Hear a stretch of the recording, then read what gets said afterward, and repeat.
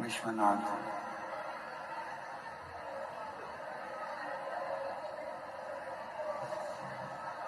ओगरदानी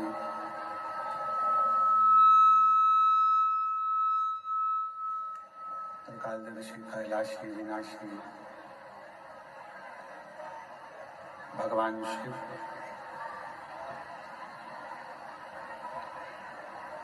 जिनकी पुनीत पावन पवित्र शिव महापुराण की कथा बाबा देवाधिदेव महादेव की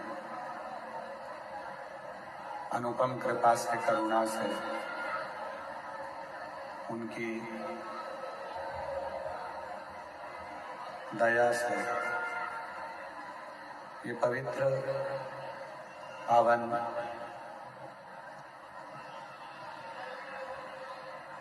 शिव महापुराण की कथा श्रवण करने का सौभाग्य बाबा देवाधिदेव महादेव भगवान शिव की कृपा से, करुणा से, मां दंतेश्वरी के इस पवित्र पावन क्षेत्र पंडाल की आवाज खोलिए, पंडाल की।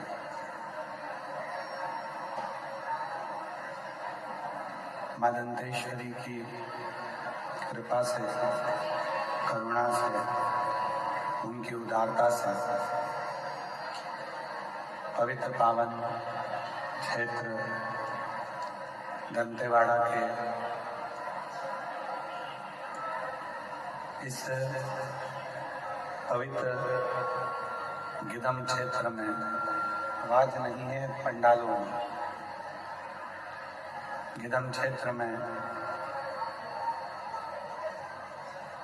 शिव महापुराण की पवित्र कथा श्रवण करने का सौभाग्य बाबा देवाधिदेव महादेव की कृपा से आप और हम सभी को प्राप्त हुआ है। बड़े भाग्यशाली हैं सभी गिदम क्षेत्रवासी, बस्तर के सभी रहवासी जो इस पवित्र पावन शिव महापुराण की कथा को श्रवण कर रहे हैं। कथा के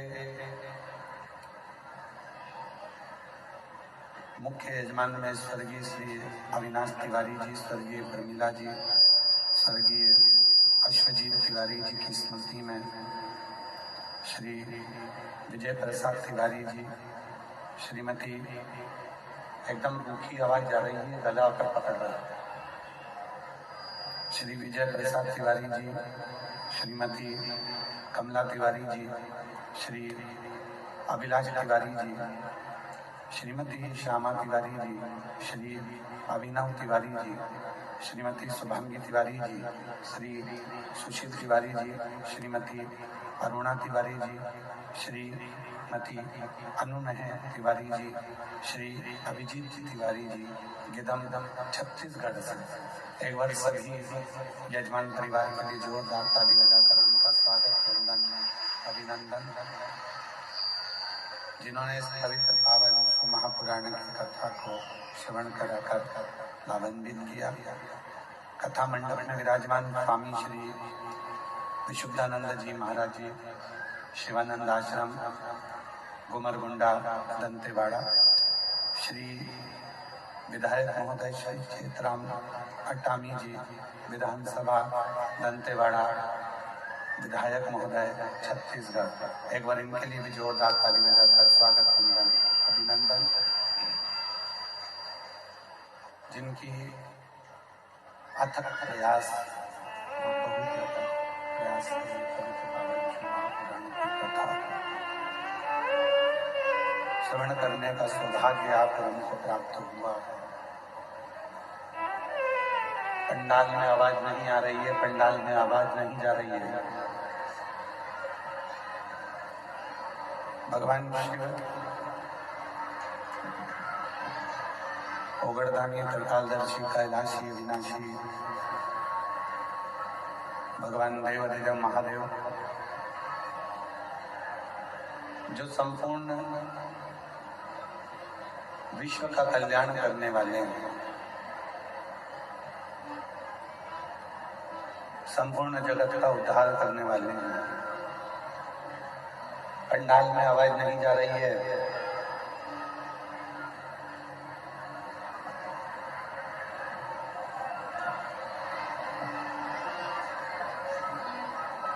शिव की कृपा से, भगवान देवाधिदेव महादेव की करुणा और उनकी उदारता से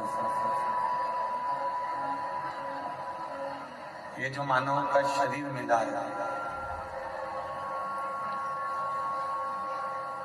और मनुष्य शरीर में भगवान की अविरल भक्ति करने का जो ये मौका मिला, यह हमारे जीवन को सार्थक करने वाला है।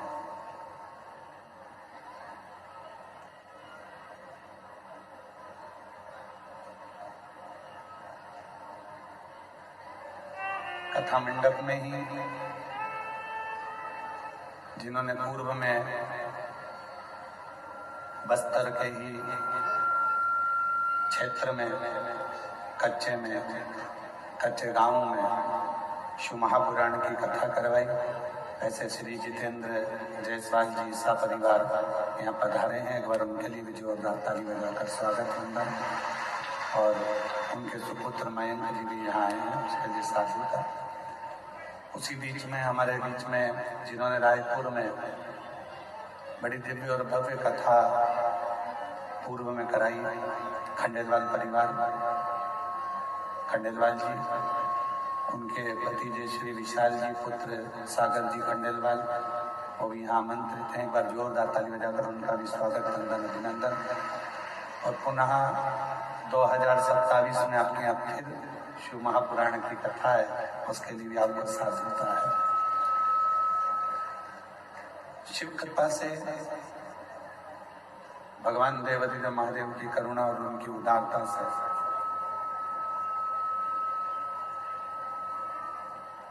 ये मानव का जो शरीर है, मानव की जो देह है, ये उसकी कृपा से और उसकी उदारता से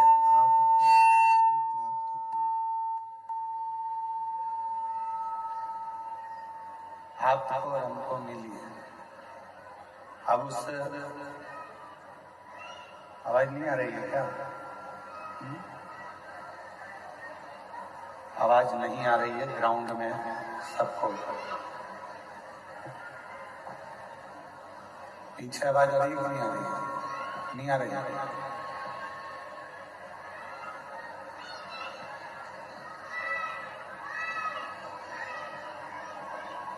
एक तो बड़ी मुश्किल से मानव का ये शरीर, मानव की देह आप और हमको प्राप्त होती है। और उस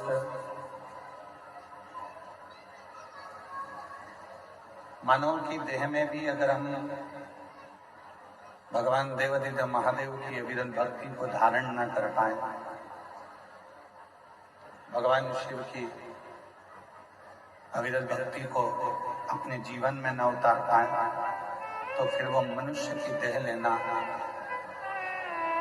प्राप्त करना व्यर्थ ही चली गई।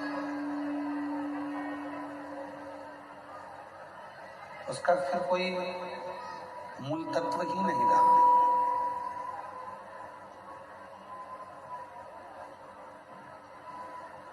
देखिए, 83,99,999 योनियां काटने के बाद ये 84,00,000वें नंबर की योनि मानव की प्राप्त हुई, मनुष्य की हुई।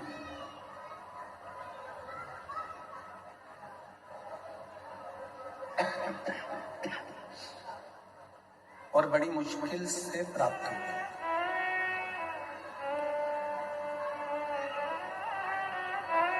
ना जाने पूर्व में कितनी कितनी योनियां हमारे को मिली, क्या क्या बनकर हम जन्म लिए।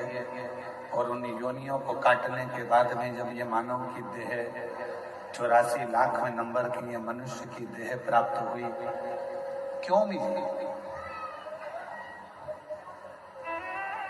जब इतनी योनियां हमने काट ली, कभी हम पशु बने, कभी पक्षी बने, कभी जलचर बने, कभी थलचर बने, कभी जीव बने, कभी जंतु बने, कभी आवाज सेट नहीं है बिल्कुल भी।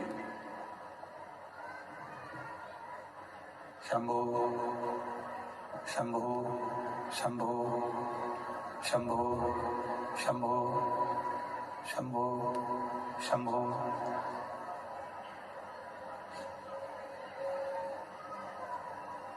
$83,99,999 योनियां जब हमने पूरी काट ली और 84,00,000वें नंबर की योनि आपको और हमको प्राप्त हुई। उस 84,00,000वें नंबर की जो योनि है, उस योनि को भी अगर हम व्यर्थ गवा दे, रेंदे करा दे, 84,00,000वें नंबर की योनि को भी अगर हम व्यर्थ में गवा दे, तो फिर उस योनि का कोई मोल तत्व ही नहीं।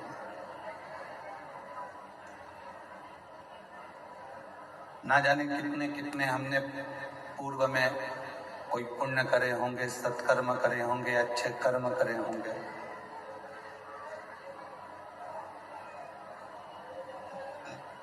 तब जाकर तो यह मानव की देह मिली।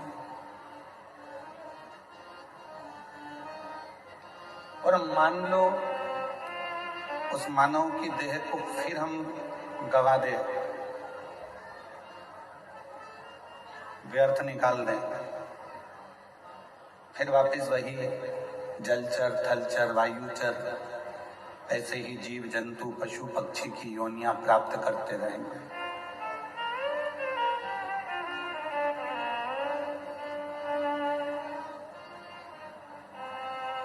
33 कोटि देवताओं में केवल एक देव है, देवादिदेव महादेव, भगवान शिव, त्रिकालदर्शी, कैलाशी, अविनाशी शंकर।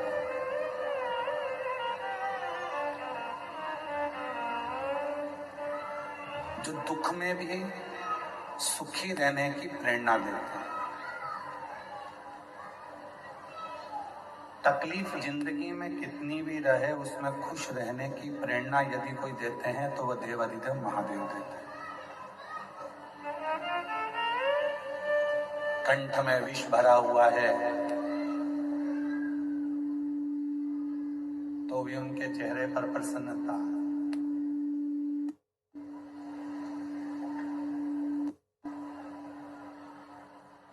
गले में सांप पड़ा हुआ है तो भी चेहरे पर प्रसन्नता।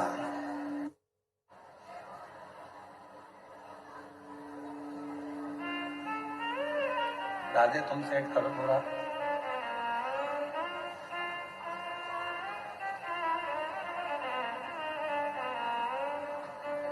कंठ में विष है, गले में सर्प है, तो भी प्रसन्नता चेहरे पर बनी हुई है।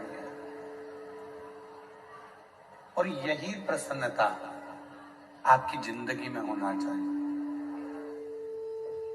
यही प्रसन्नता। उसका कारण क्या? ये प्रसन्नता आपके जीवन को श्रेष्ठ बनाए। कोई आपको कितने भी नंबर दे कि हमारी निगाह में आप ऐसे हो, हमारी निगाह में आप ऐसे हो, आप ऐसे हो, आप ऐसे हो, उससे कोई मायना नहीं रखता। कोई आपको चोर कह दे, कोई आपको साहूकार कह दे, वो भी मायना नहीं रखता। कोई आपको ताना दे दे, गाली दे दे, आड़ा टेढ़ा बोल दे, वो भी मायना नहीं रखता।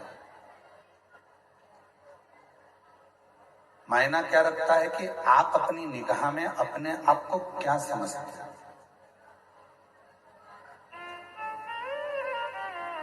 आप अपनी दृष्टि में कितने श्रेष्ठ हैं।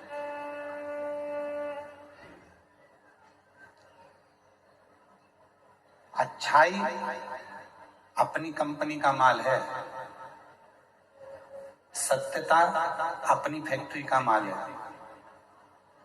यदि आपके दृष्टि में आप सत्य हो, आपकी दृष्टि में यदि आप अच्छे हो, तो दुनिया में कोई भी मिलेगा ना, वो आपको सत्य ही नजर आएगा और अच्छा ही नजर आएगा। उसमें आपको कोई बुरा दिखेगा ही।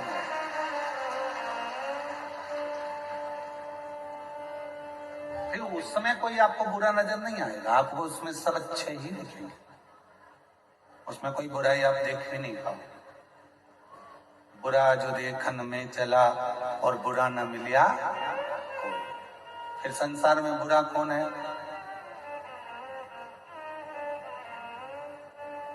भाई बुरा देखने अपन चले और बुरा कोई नहीं मिला तो संसार में बुरा कौन है? सियोर वाला महाराज। बुरा है कौन? हम बुरा देखेंगे तो हमको बुरा नजर आएगा, हम अच्छा देखेंगे तो हमको अच्छा नजर आएगा। हमने एक बात कच्चे की कथा में, जितेंद्र जी जायसवाल जी बैठे हैं, हमने कच्चे की कथा में एक बात कही थी आप लोगों को, आपके स्मरण में होगा। जितेंद्र जी, हमने वहां कहा था कि मोबाइल पर किसी की बुराई करना प्रारंभ कर दो तो ढेर सारे कमेंट्स आना प्रारंभ हो जाते हैं और ढेर सारे लोग कमेंट्स बुराइयों के करना चालू कर देते हैं। फिर हमने कच्चे की कथा में कहा था कि किसी की अच्छाई करना प्रारंभ कर दो, बड़ाई करना प्रारंभ कर दो तो मैसेज बहुत कम आएंगे, कमेंट्स बहुत कम आएंगे। ये दुनिया की रीति है बेटी, ये दुनिया की रीत है। अच्छा संसार का व्यक्ति पचा नहीं पाता, इसलिए उसका एक काम रहता है कि कोई एक निंदा कर दे, उस निंदा पर हमें कमेंट्स करना है, उस निंदा को और आगे बढ़ाना है, उस निंदा को लेकर हमें चार चांद लगाना है, निंदा कर कर कर, निंदा कर कर कर।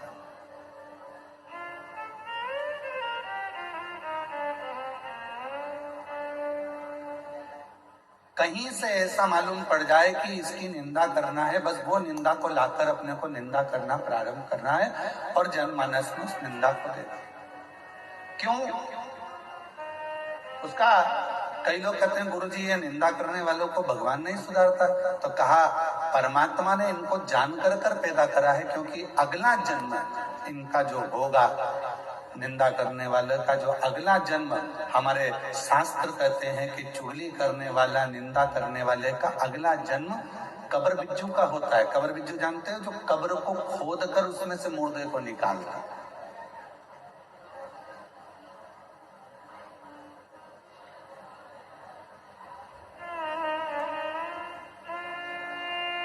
कोई श्रेष्ठ कर्म करा जाए, कभी अपनी जिंदगी में किसी की अच्छी बड़ाई करना प्रारंभ करो, कभी अपनी जिंदगी में आपकी दृष्टि में यदि अच्छाई होगी आपको सब अच्छे नजर आएंगे, और आपकी दृष्टि में अगर बुराई भरी होगी तो पूरी जिंदगी आप बुराइयां ही ढूंढते रह जाओगे। चाहे अपने मोहल्ले में ढूंढोगे, मोहल्ले में बुराई ढूंढते ढूंढते थक जाओगे तो कॉलोनी में बुराइयां ढूंढोगे, परिवार में बुराइयां ढूंढोगे, परिवार में नहीं मिलेगी तो फिर सब दूर बुराइयां ढूंढते ढूंढते जब अपना गांव कम पड़ जाएगा तो दूसरे क्षेत्र में, दूसरे गांव में, दूसरे शहर में बुराइयां ढूंढना प्रारंभ करो। पर अच्छाई आपके पास में ग्रहण नहीं करता। भारत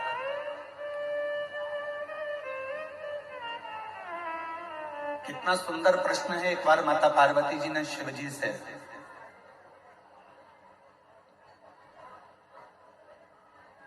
मां गंगा के घाट पर एक प्रश्न किया।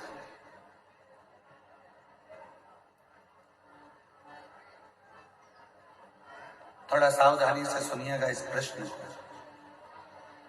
पार्वती जी भगवान शिव से एक प्रश्न कर रही हैं गंगा जी के घाट पर, बाबा मेरे मन में थोड़ा सा संशय है, उस संशय को मिटा दीजिए। क्या संशय है? आपके हृदय में संशय कौन सा है? क्या संशय अड़ गया आपके हृदय में जो आपको बेचैनी हो रही है, चैन नहीं मिल रहा, शांति नहीं मिल रहा? क्या संशय? तो कहा बाबा मेरे मन में एक संशय है, अगर किसी भक्त को आपसे मिलना हो तो किस जगह पर जाकर वो मिल सकता है? कौन सी जगह ऐसी है जहां भक्त भगवान से मिल जाए, जहां भक्त भगवान से मिले, वो स्थान बताए।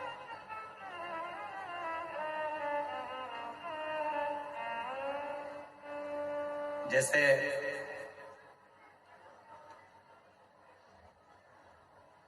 अपन कहते हैं ना कि अगर आपसे मिलना हो तो आपका पर्सनल नंबर कौन सा है?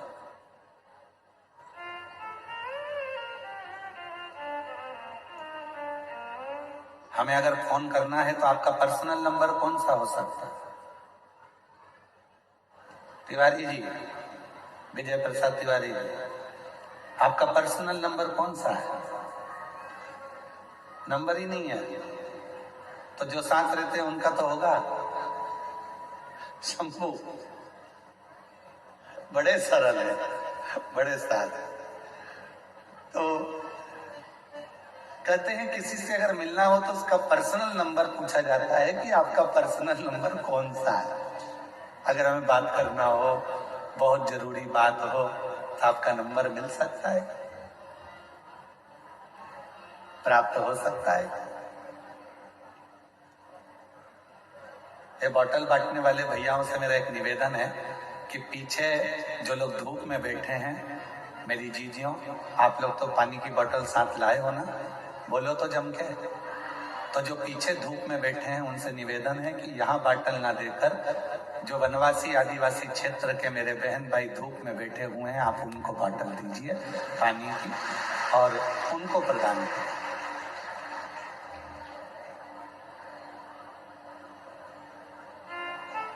शिव कृपा करे, भगवान शंकर की कथा करे। तो पार्वती जी ने शिव जी से पूछा कि कोई भक्त आपसे मिलना चाहता है और उसको मिलना है तो आप हमेशा किस जगह मिल सकते हैं, किस स्थान पर मिल सकते हैं?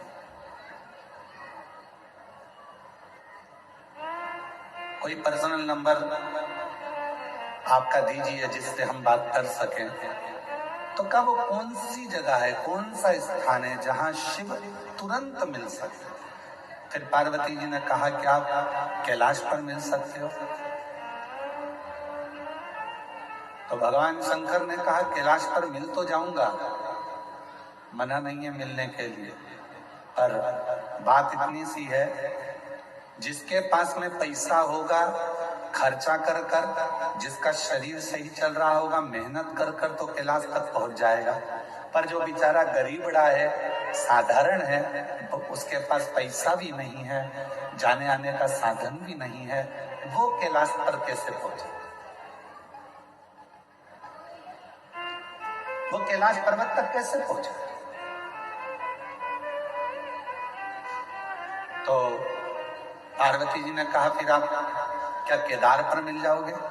शिव जी ने कहा मैं केदारनाथ में भी मिल जाऊंगा, पर दिक्कत इतनी सी है कि वहां पर आने के लिए भी शरीर पूरा अच्छा चाहिए और थोड़ा सा धन चाहिए, तो वहां भी मैं मिल जाऊंगा। पर गरीब कैसे पहुंचे? ये जो अपना वन नहीं छोड़ सकते, ये अपना आदिवासी वनवासी क्षेत्र के जो भक्त हैं, आदिवासी वनवासी क्षेत्र के जो मेरी बहनें हैं, आदिवासी वनवासी क्षेत्र के मेरे जो जीजा हैं, जो मेरी बेटियां हैं, बेटे हैं, जो मेरे बुजुर्ग माँ बाप हैं, वो अपना वन नहीं छोड़ सकते, जो अपना जंगल नहीं छोड़ सकते, वो आपसे कैसे मिले हैं? वो केदारनाथ भी नहीं जा सकते, वो कैलाश धाम भी नहीं जा सकते, वो विश्वनाथ भी नहीं जा सकते, वो सोमनाथ भी नहीं जा सकते, वो अमरनाथ भी नहीं जा सकते। तो इनके लिए कोई सरल साधन बता दो कि प्रभु मैं आपसे पूछना चाहती हूँ, कोई ऐसा नंबर बता दो जिससे तुरंत इनसे मिलना हो जाए, आपसे मिलना हो जाए।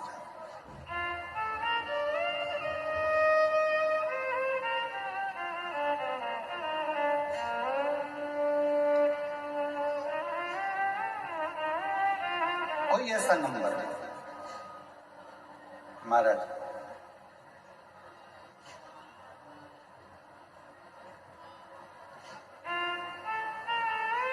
शिव जी मौन होकर बैठ गए। भगवान देवधिगम मौन, कुछ बोले। फिर पार्वती जी ने कहा बताओ ना, कैलाश पर साधारण व्यक्ति नहीं पहुंच सकता, केदार पर नहीं पहुंच सकता, काशी नहीं पहुंच सकता, कोई ऐसी जगह बता दो जहां पर आप तुरंत मिल जाए, तब भगवान शिव जी ने कहा, पार्वती अगर मुझे तुरंत पाना है, एक क्षण में मुझे चाहिए, तो अपने दिल में मुझे झांक कर देखना प्रारंभ कर दो। मैं तुम्हारे हृदय में विराजमान हूं। मैं अपने हृदय क्या, दिल में।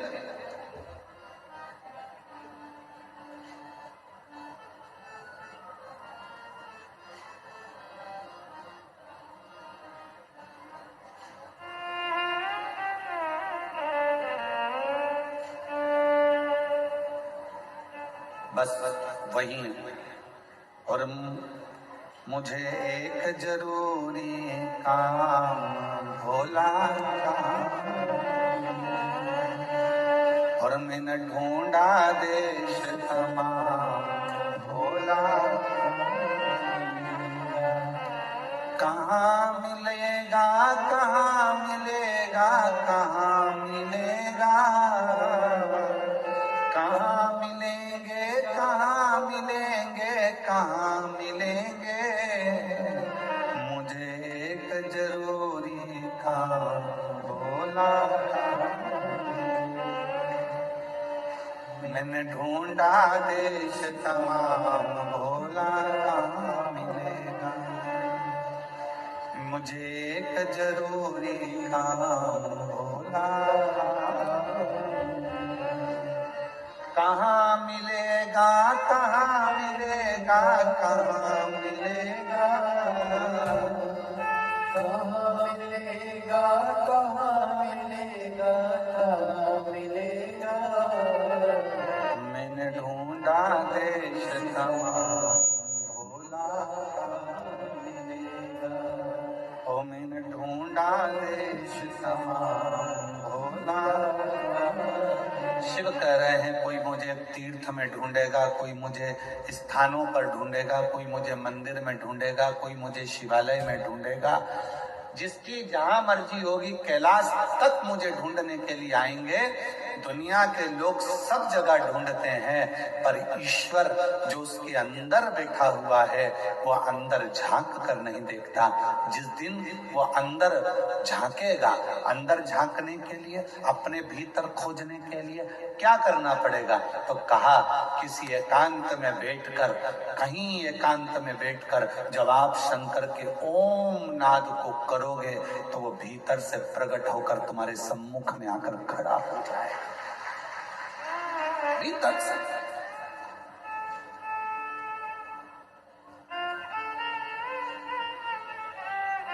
आज हम शिवानंद आश्रम गए थे, गिदम का, जो कि गुमरगुंडा में है, और साथ में इधर है शिवानंद आश्रम, थोड़ा आगे जाके इधर है शिव जी का एक प्राचीन मंदिर जो रातों रात बना, वहां भी गए। क्या पता कौन सा पुण्य बस्तर वालों ने करा है, ये समझ में नहीं आ रहा। तो हमको भी जलन होने लगी तुमसे।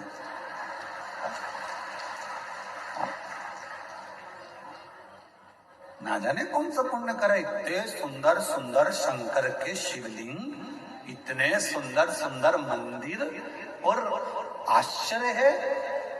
अरे छत्तीसगढ़ वालों, यहाँ वहां जाना छोड़ो, गोवा की पार्टी और होटल जाना छोड़ो, और एक बार बस्तर के इस क्षेत्र में आकर भगवान शिव के शिवलिंग का दर्शन करो।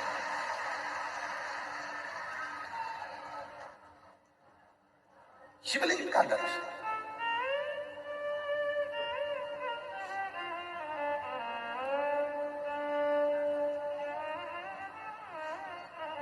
शिवानंद आश्रम में गए, बाबा भोलेनाथ जी का दर्शन किया, पूजन करी, अर्चना करी, दर्शन किया।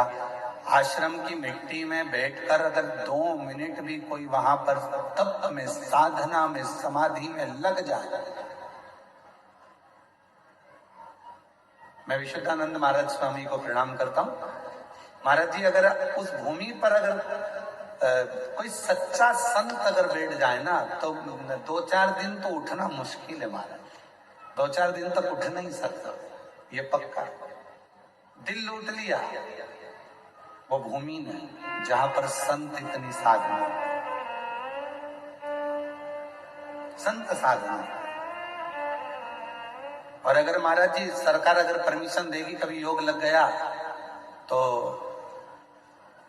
शिवानंद आश्रम के अंदर ही रहकर बिना पंडाल के केवल माइक लगाकर जो भी आदिवासी वनवासी होंगे उनको कथा सुनाने का प्रयास करेंगे। वहां पंडाल नहीं लगाऊंगा, बिना पंडाल के जहां जिसको जगह मिल जाए वो वहां बैठ जाना और अपनी कथा का रस तत्व ग्रहण करना। कभी अगर प्रशासन अनुमति देगा तब बाबा की, क्योंकि खर्चा काय में होता है, पंडाल में हो जाता है, तो ये खत्म, टेंशन ही मिटा। तो बैठो खुले में, और माइक सिस्टम का भी सभी नहीं देना है शिवानंद आश्रम और पूरे वनवासी आदिवासी वालों का, वो भी हम लेकर आएंगे। और वनवासी आदिवासी एक और चीज याद रखें, शिवानंद आश्रम का अपन को एक चावल का दाना नहीं खाना है, वो भी हम सीहोर से मांग कर लाएंगे सबको खिलाने के लिए, वो भी सीहोर से लाएंगे। पर शर्त एक ही है, तुम्हें बनाना है, हमको खिलाना है, और हम भी तुम्हारे साथ बनाएंगे और सबको खिलाएंगे। तो आनंद है शिवानंद आश्रम का, पक्का? अरे बोलो तो जम के, पक्का? बस तो फिर कहाँ है तिवारी जी, कहाँ गए? जरा ढूंढने तो, हटो जरा, हटो। तिवारी जी कहाँ है? जरा खड़े हो जाओ। तुम्हारे बेटे कहाँ गए? वो दिख नहीं रहे। और तुम्हारी समिति के सदस्य कहाँ है? जरा 4-5 कहाँ है समिति के सदस्य? 4-5-6, हाँ सब खड़े हो जरा। कहाँ है समिति वाले? कहाँ है?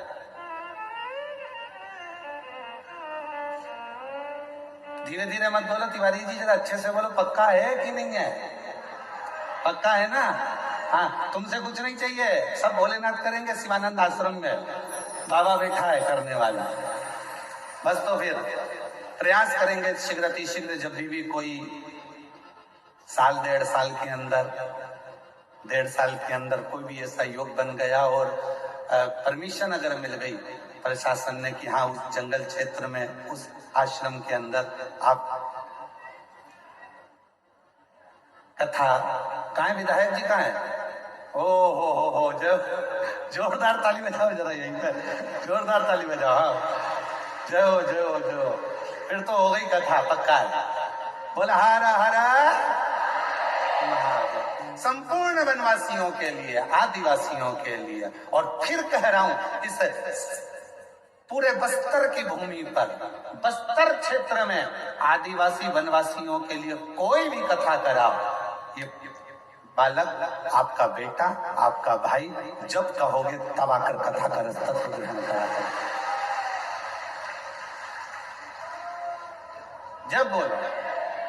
और जरूरी नहीं कि बहुत बड़ी व्यासपीठ लगाओगे तो कथा करेंगे, पत्थर रख देना और उस पत्थर पर एक आसन बिछाना और हमारी ये कुबरेश्वर धाम की पोथी रखा जाए और सब कथा सुन ले। इससे बढ़कर कोई सुख नहीं, इससे बढ़कर सुख नहीं। शिव कथा है महाराज। मेरा साधुवाद आप लोगों को बहुत बहुत बहुत पसंद। और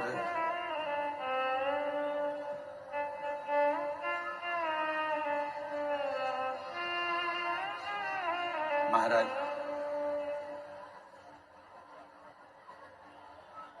भगवान देव अधिदेव महादेव से मिलने का एक सुख, यही शिव तत्व है, मिलने का सुख। बाबा देव अधिदेव महादेव से कितना सुंदर, आप जाकर दर्शन करिए। पूरे क्षेत्र में, पूरे बस्तर क्षेत्र में, दंतेवाड़ा के आसपास का जितना क्षेत्र है, पूरे क्षेत्र में घूमकर देखिए।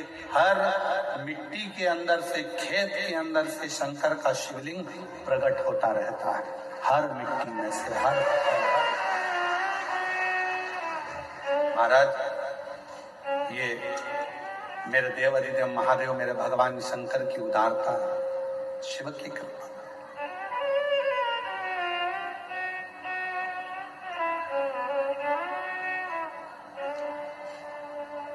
कोई उनको बूढ़ा देव कहकर पूछता है, कोई उनको पाट देव कहकर पूछता है, कोई उनको अंगा देव कहकर पूछता है।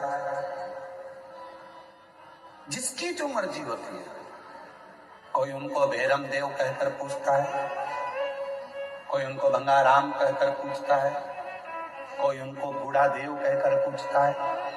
जिसकी जो मर्जी हो, भगवान देवाधिदेव महादेव को वो उस रूप में पूछता है। उस बस आपका विश्वास, आपकी दृढ़ता और आपकी भक्ति शिव के करीब में जाए, ये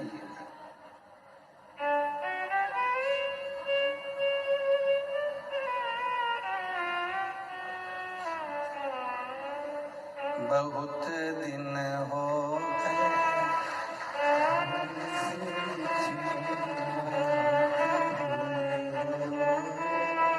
भोले से बिछड़े, महादेव से बिछड़े,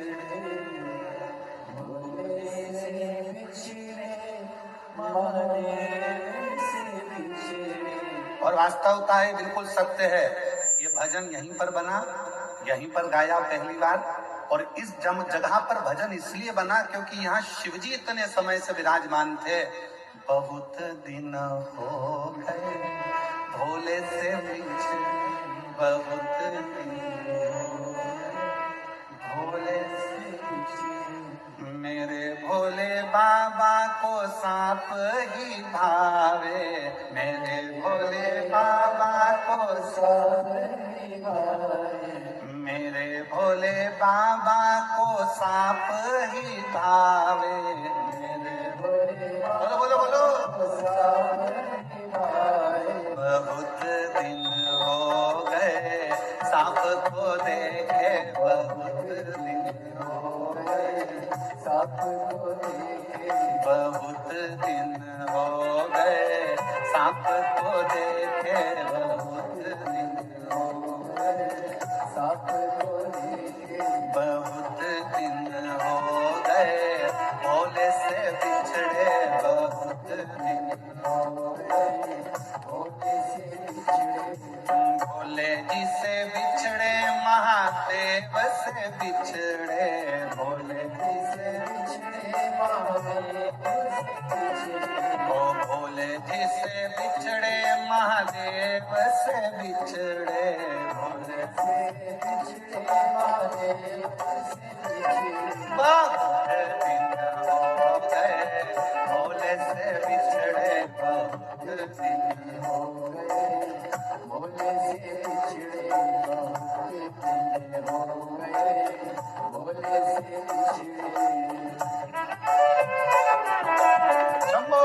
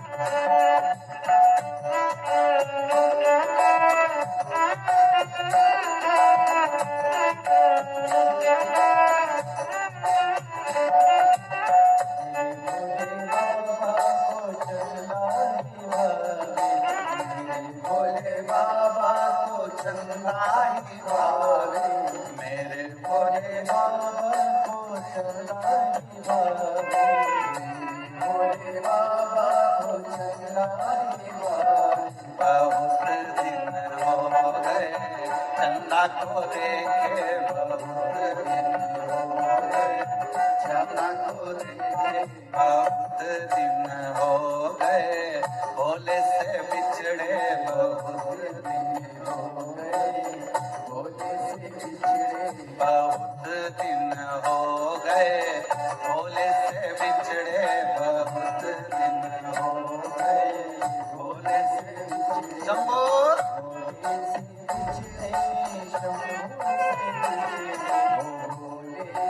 बिछड़े, शंभो से बिछड़े, भोले से बिछड़े, शंभो से बिछड़े, भोले से बिछड़े, शंभो से बिछड़े, भोले से बिछड़े, शंभो से बिछड़े। बहुत दिन हो गए भोले से बिछड़े, बहुत दिन हो गए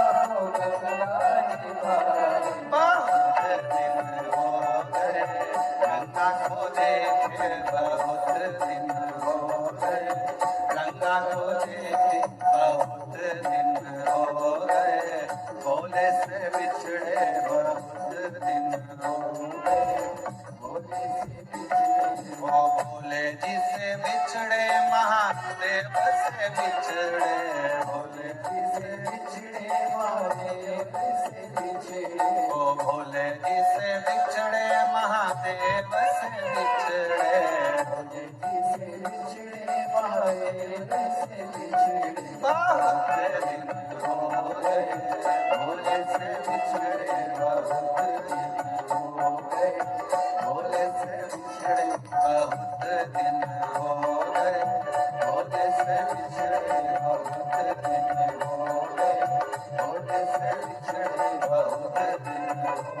अपने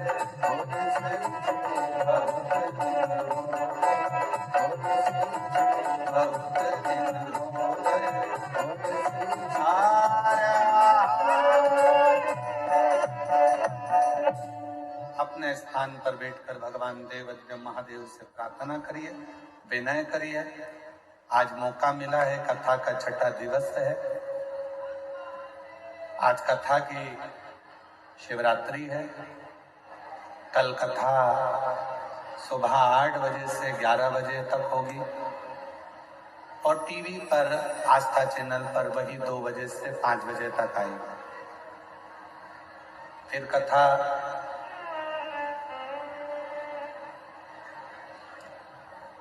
17 तारीख से 21 तारीख तक 5 दिवसीय दुर्ग जिले में नगपुरा पंचायत 1 बजे से 4 बजे तक होगी। फिर 24 तारीख से 28 दिसंबर तक